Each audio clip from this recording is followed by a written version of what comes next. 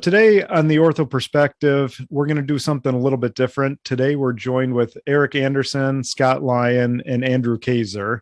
And we decided that we're going to have a roundtable about what being a truly independent medical device rep or a broker, whatever you want to call it, means to each one of us. And just by way of introduction, Eric Anderson is the founder of Extremity Surgical. He focuses mainly on orthopedic upper and lower extremity products, as well as he is the Ortho Idea podcast. He has a podcast, and he's working with Matthew Ray Scott on a project within medical sales RX.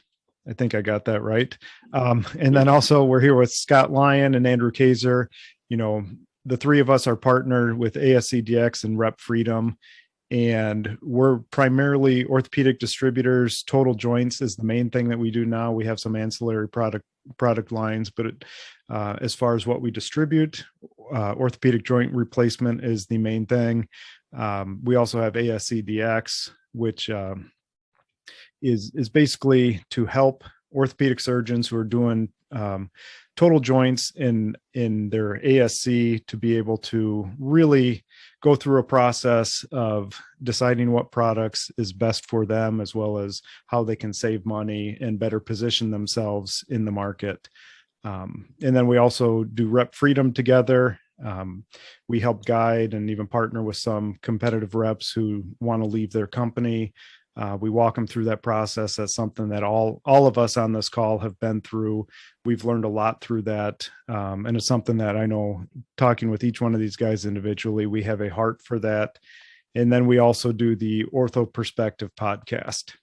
So what I really wanted to do here again is to get everybody's perspective on what it is truly like to be an independent. So being independent, we all have different goals. As I mentioned, Eric is mainly extremity. We're total joints, but yet one thing we can agree on is being independent is much better than working for a single manufacturer.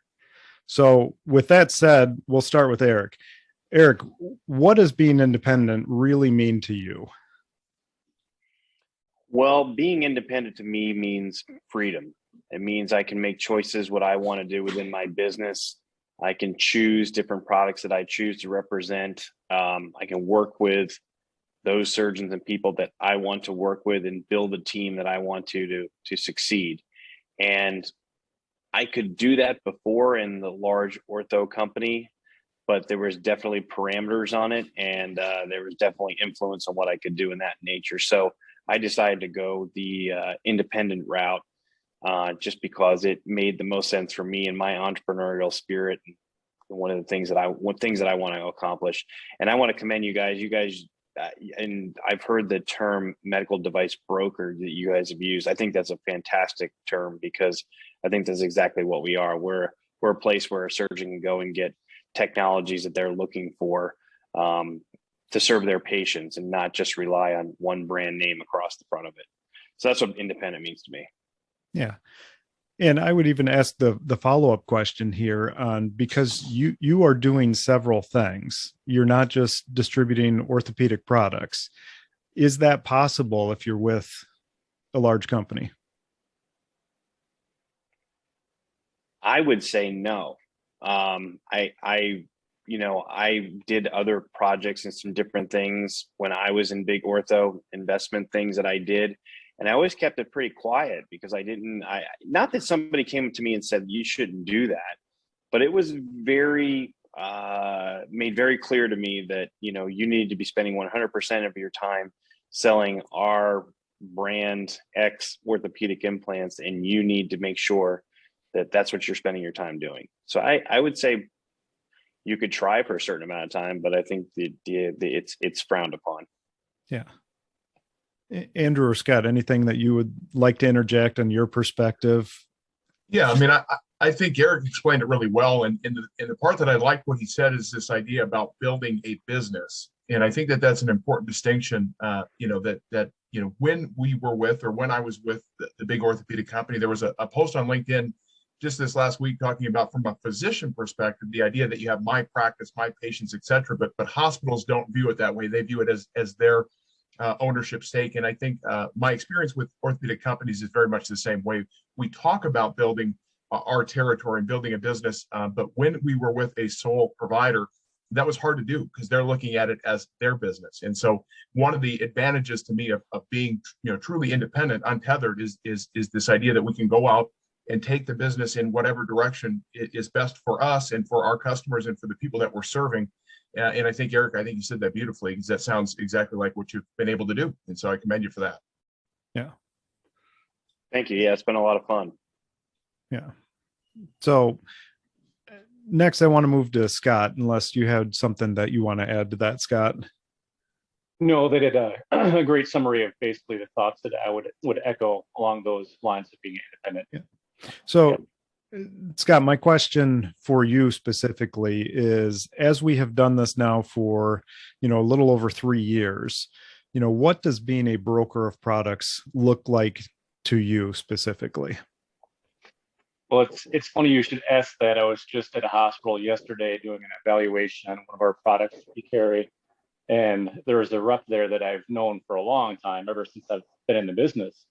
And so we got to chit-chatting during the case. And he said, basically, he's like, I want to stick around and talk to you after this case. This whole medical device broker thing, it's very appealing. And the way the stuff you're putting out on LinkedIn, I find it very attractive. It's just very interesting.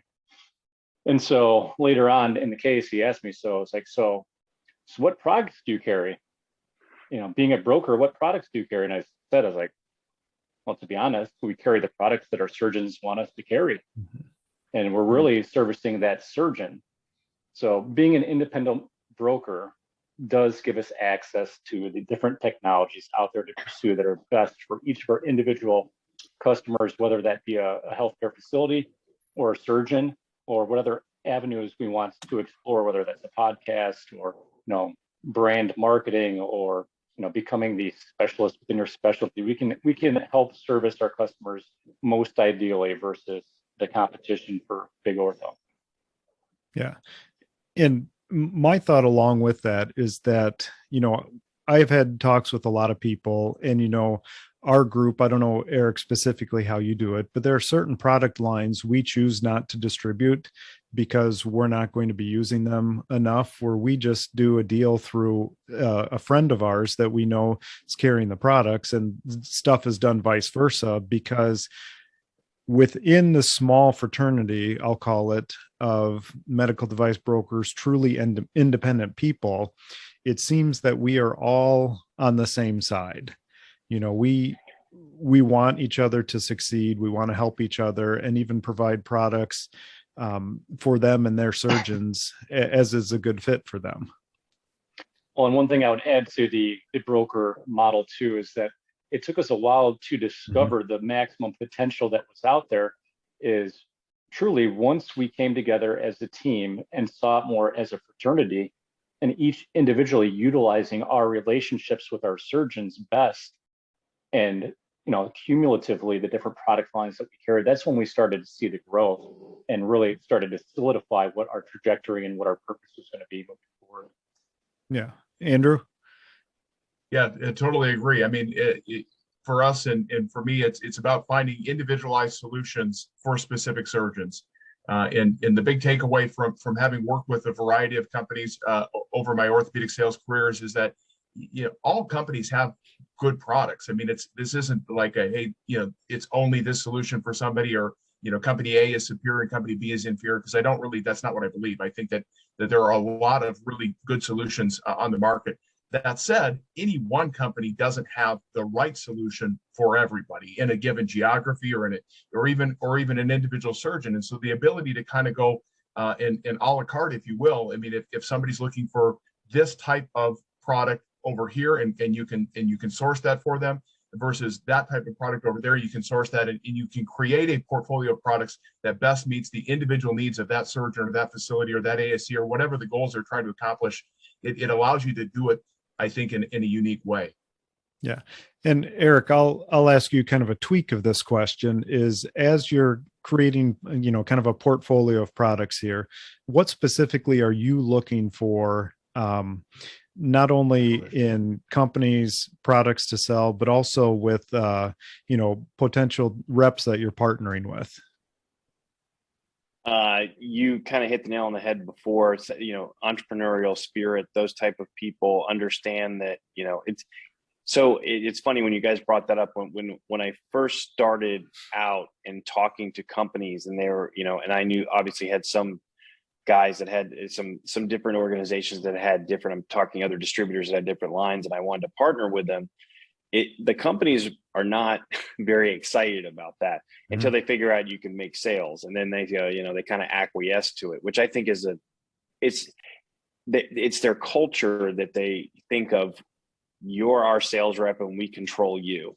That's their mindset.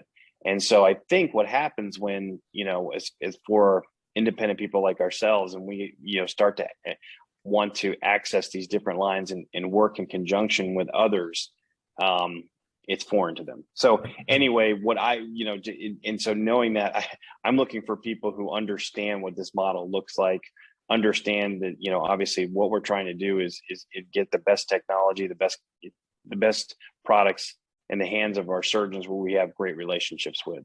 And I think when I can find, and I'll be honest with you, and I don't know, you guys can chime in. It's hard to find people, especially in this market right now, and I'm speaking specifically of just people, sales representatives to hire, just because it's a pretty good market to be a employee in, and trying to figure out that world.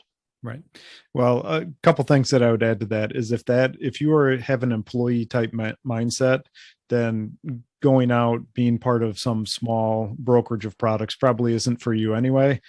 And the other thing is just as Scott pointed out, and you even were alluding on, is that when you create these partnerships, everybody ends up increasing sales. And it is counterintuitive to the companies to think that, hey, if we partner with Eric Anderson, Extremity Surgical, if his focus isn't solely on us, how in the world are our sales going to increase? When the reality is that if you're partnering with other people and even other companies, getting a foot in the door sometimes on certain things allows you to backdoor other products that you provide that can provide a lot of value to the hospital. And sometimes it works that way. Other times it's other product line spearheading it. And I do think that that's a subtle thing, but that's something that we definitely learned as a group.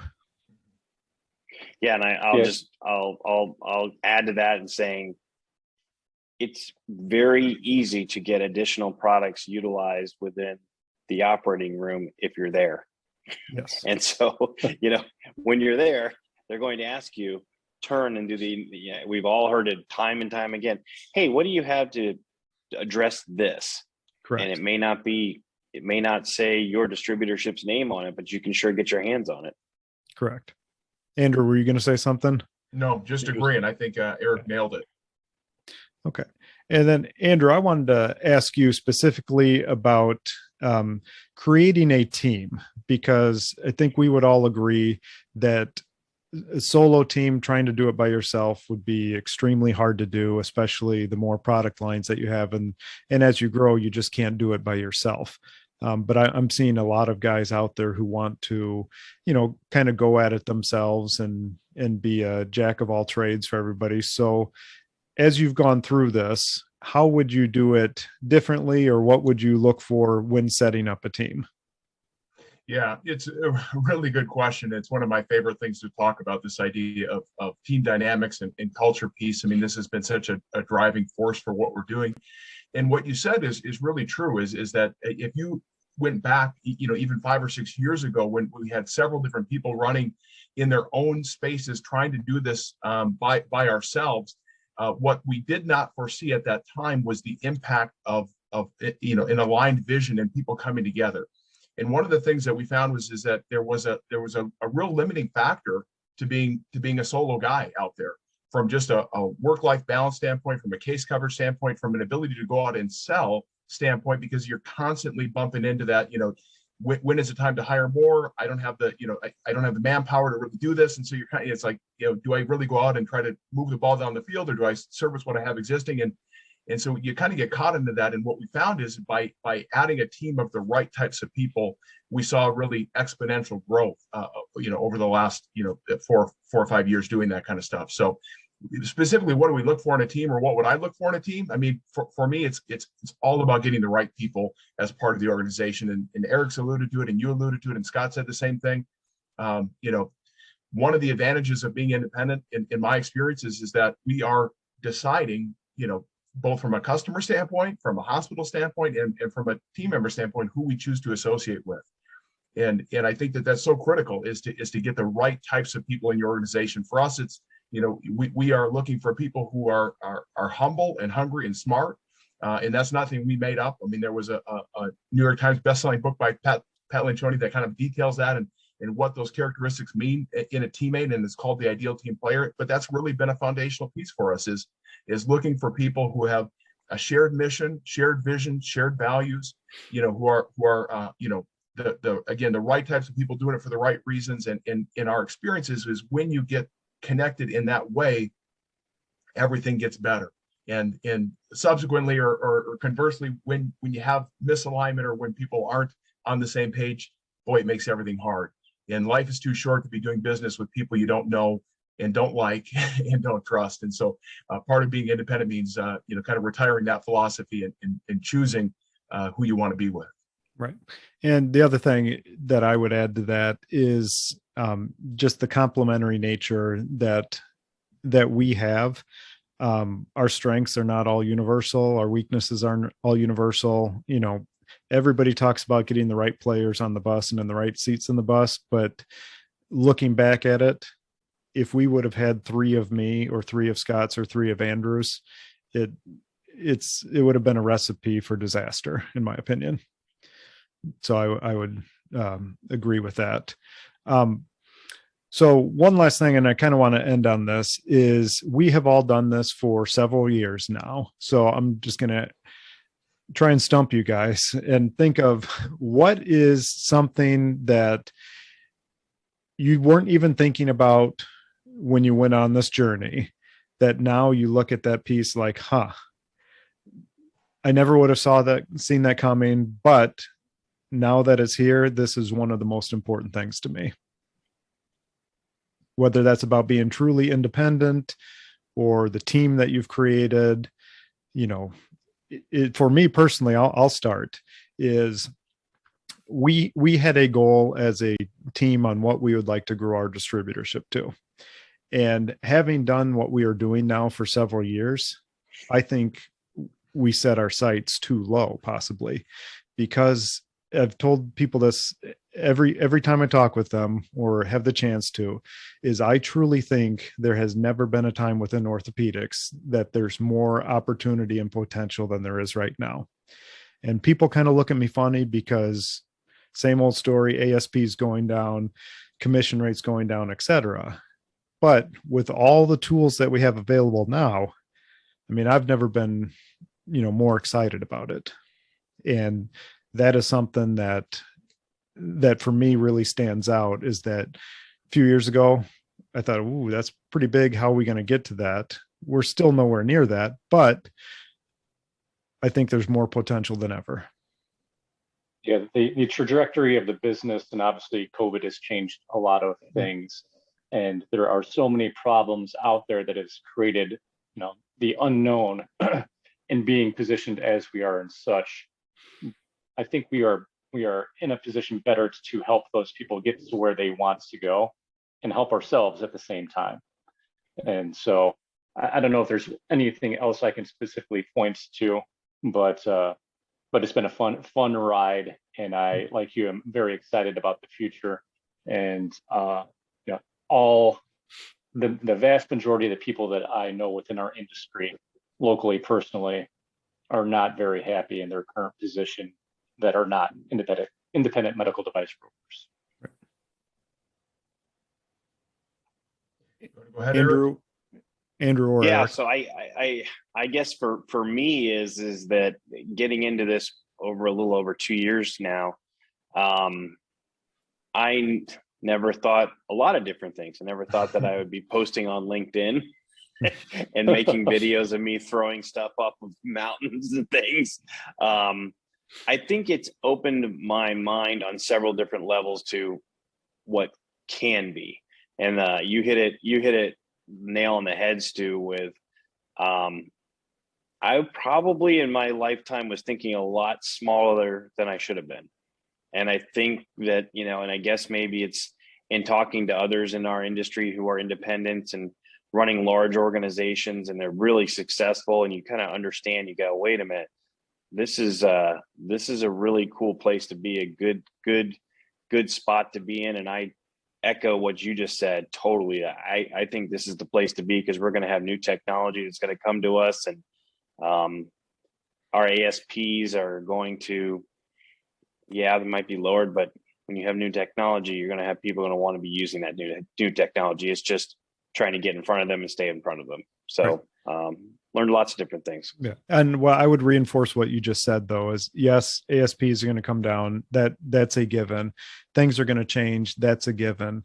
But just the businesses that we're creating, at the flexibility we have to be nimble. If the market shifts this way, we can go pick up a product. If it's a product related thing, if there's a service that we can provide, we can pick that up and provide that for surgeons. Truly, we can provide solutions for our customers that other people in our industry can't, just because of the flexibility we have. And that's a powerful thing. Andrew, you have any closing thoughts here? Yeah, well, I would echo everything that you guys said. For me, one of the big reservations, kind of thinking about this, a number of years back, was for me, it was the idea of leaving a single company that I represented was actually it was unnerving. And it was, the hard part for me was looking at, I was worried about how that would be perceived in the marketplace, from transitioning and I sold one thing, now I'm selling another. And especially as you start to look at selling multiple different lines, I just didn't know how that would be received. And so that's been really eye-opening to me, is not only has that not been something that has been a negative, it's actually become a very positive thing in our markets, whereby it used to be, Andrew with X company. Now it's just Andrew is the solution provider for this account. And when people have a need, they're not as worried about, it's coming from this direction or that direction. They just know that, they have a solution or a problem, they're looking for a solution. We can get that for them. And they know that we're here to help, and we're here to serve, and we're here to take care of them. And that has, for our customers, has become actually, I think, something that they have come to rely upon and to really enjoy doing business in that way. And so that, that it's been exciting to be kind of part of that and be able to create unique solutions for our accounts. So grateful to be on that track for sure. Right. And I would echo also, I'm sure everyone here, is that we would all be unnerved if we were told we had to go back to one company. Yeah. That'd be hard. Correct. So not happening. Eric, Scott, Andrew, appreciate you guys jumping on. I think this was fun. I learned some stuff here today. Maybe there's other topics we can do this in the future, but I had a fun time doing this. So thank you all. Pleasure. Thank you guys. Yeah. Thanks, guys. Appreciate you having me on. All right. Have a great day, guys. Talk to you later.